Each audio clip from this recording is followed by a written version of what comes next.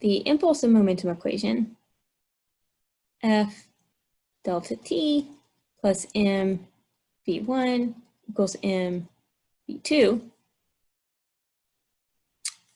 And all of these are actually vectors. So this can be broken down into X direction, Y direction, Z direction, whatever direction the principle of impulse and momentum will hold. Now, what if the force is zero? So it's just two objects hitting each other rather than an external force hitting it. Or the time that the force is applied is so small that it practically doesn't matter. So if force equals zero, or delta T equals zero, then momentum is conserved.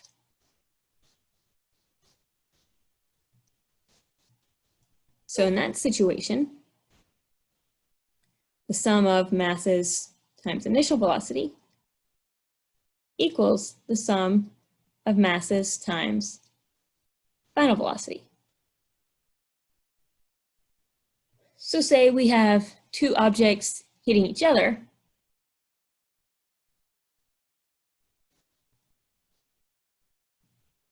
So they go towards each other, then they hit, then they go away from each other.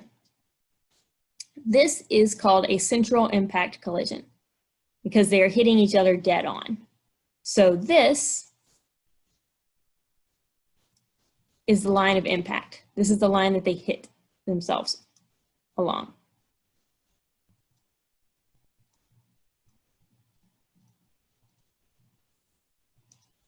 And then perpendicular to it,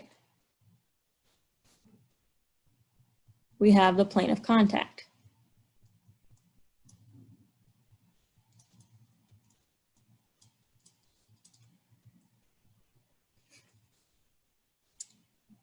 So in this case, it's really a one-dimensional problem because there's only motion along the line of impact. Head-on central collision.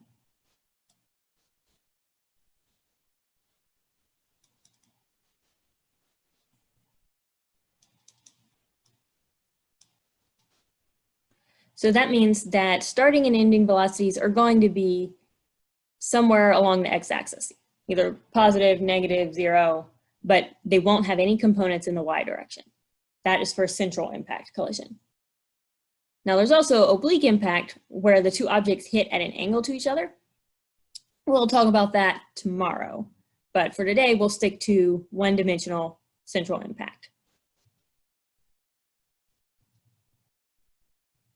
So let's say we have two objects, A and B, that hit each other. Well, we can rewrite this equation so sum of masses times initial velocities will have MA VA1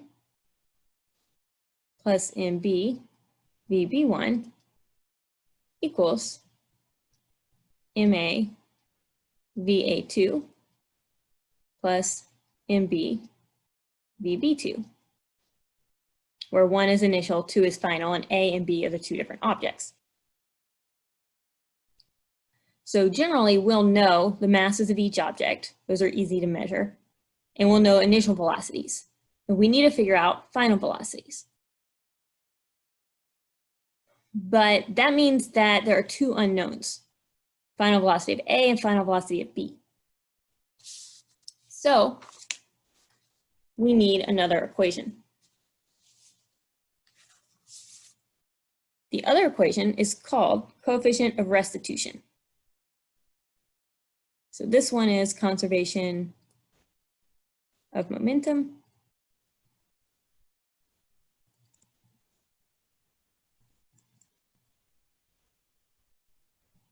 special equation 1. So this holds along the line of impact. Velocity in the y direction on the plane of contact is just going to be 0. So we only need this in one direction. But we still need coefficient of restitution.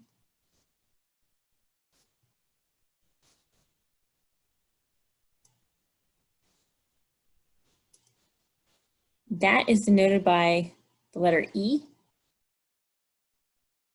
and it equals negative of VA2 minus VB2 over VA1 minus VB1.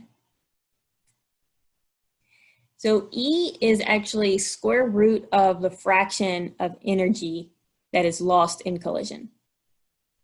So it is related to the energy change. E is between 0 and 1. So if it's 0, that's a plastic collision.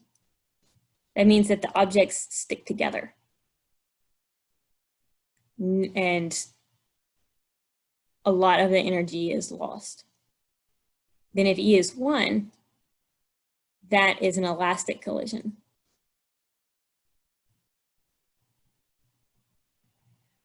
In an elastic collision, energy is conserved.